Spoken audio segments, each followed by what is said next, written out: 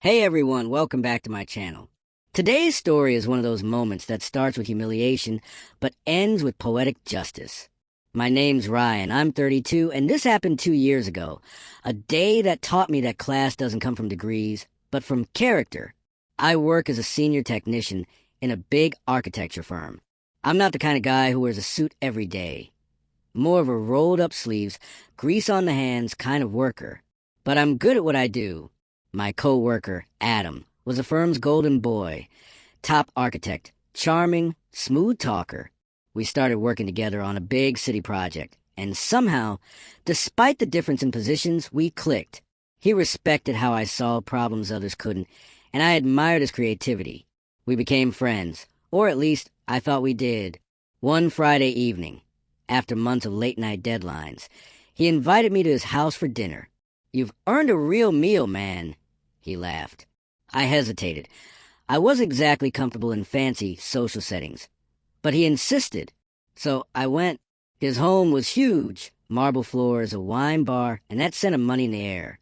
His wife, Clara, greeted me with a smile that didn't quite reach her eyes. You know the type, polite, but scanning you like a security camera. As the evening went on, we sat around the dining table with two of Adam's friends in the firm. All suits, all Ivy League degrees. They asked where I studied. I smiled and said, "Didn't go to college." Went straight to work at 19. There was a pause. Clara gave a small laugh. The kind meant to sound casual, but felt sharp as glass. "Oh, how practical," she said. "That's rare these days."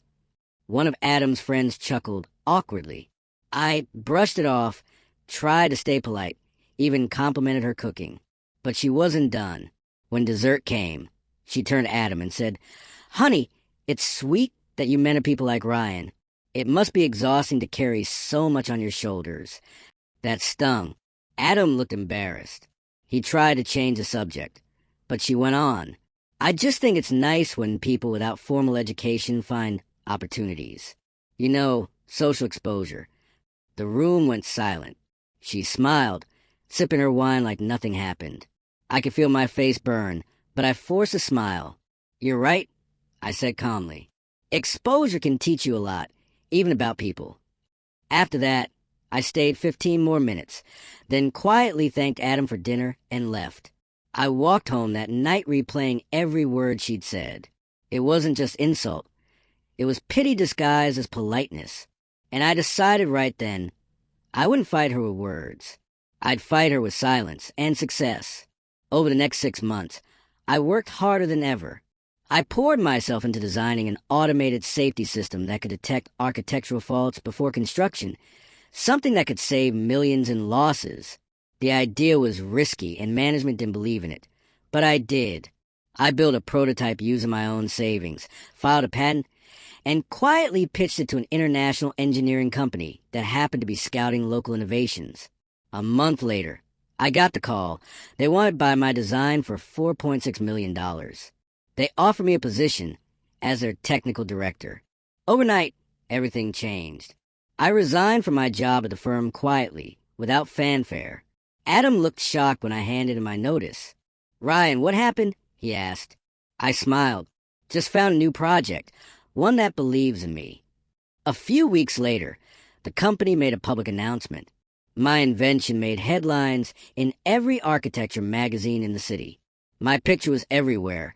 "Local engineer revolutionizes construction safety." That's when I got a text from Adam. "Bro, Clara wants to apologize."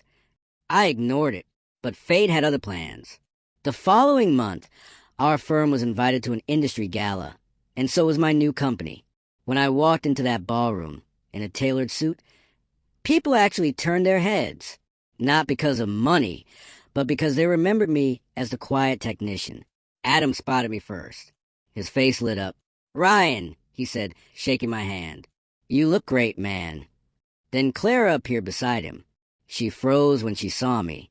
"Clara," I said politely, "good to see you again."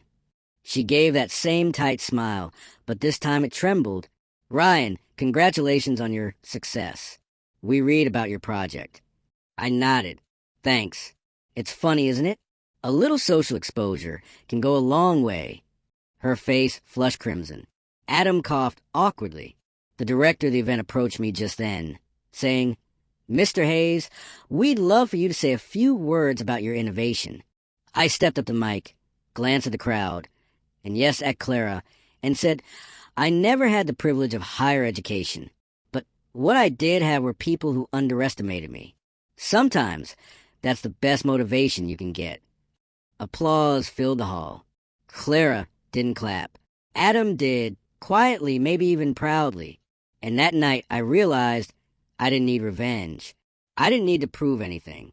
Walking away from people who measure worth by degrees was the smartest move I ever made. A week later, I got an email from Adam. "I learned something from you that night.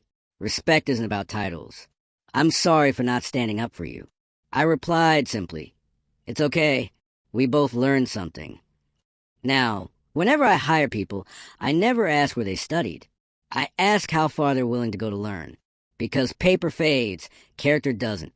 So yeah, my coworker's wife said I wasn't educated enough to be his friend. So I walked away. And that walk, it led me exactly where I was meant to be. Thanks for listening, everyone. Don't forget to like, comment, and subscribe. Because next week, I'll tell you how someone else's insult turned into the best business decision of my life.